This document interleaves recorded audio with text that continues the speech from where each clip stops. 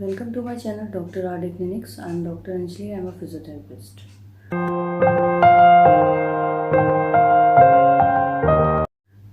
आज हम बात करेंगे कि गैस्ट्राइटिस क्या होता है।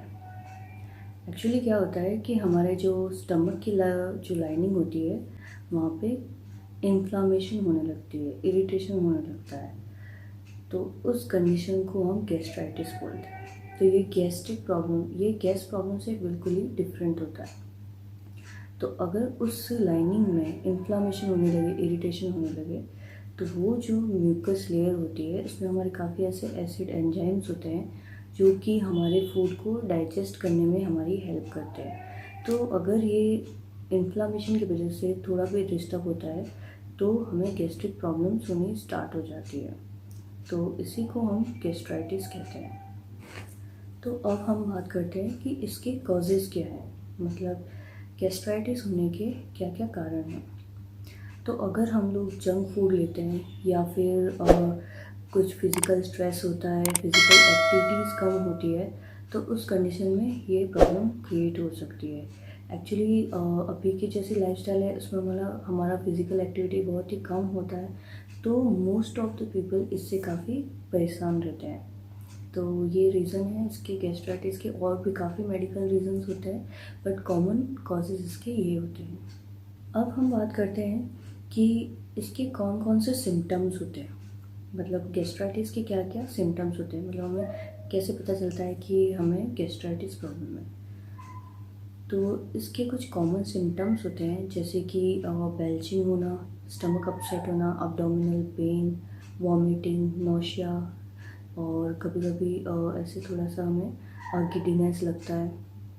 तो ये सब सिम्टम्स होते हैं। एपेटाइट मतलब भूख कम लगना, यानी मील टू मील हमें ऐसा लगता है कि हमारा पेट काफ़ी भरा भरा है, जैसे कि अब्डोमिनल ब्लोटिंग, ब्लैक स्टूल।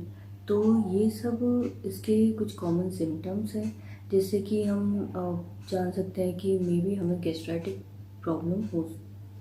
तो ये कॉमन सिम्टम्स हैं।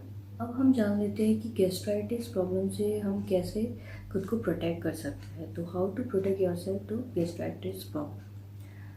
तो इसके लिए कुछ ऐसे फूड है या कुछ ऐसे होम रेमेडीज़ हैं तो उससे भी आप खुद को प्रोटेक्ट कर सकते हैं। जैसे कि हम कर्ड ले सकते हैं, एप्पल ले सकते हैं, उससे भी हमें इससे काफ़ी रिलीफ मिलता है। लेमन ले सकते हैं, लेमन जूस ले सकते हैं, या फिर आपका जो डेली डाइट है उसको आप थोड़ा ऑब्ज़र्व करिए कि कौन सा फूड लेने से आपको क्या प्रॉब्लम हो रही है। तो वो भी, उससे भी आप इससे काफ़ी हद तक रिलीफ ले सकते हैं। इसके अलावा अगर आप जिंजर, अदरक, मिंट, कोकोनट वाटर या फिर फ्रेश वेजिटेबल्स का यूज़ करते हैं तो भी आपको ये प्रॉब्लम काफ़ी हद तक कम होगी।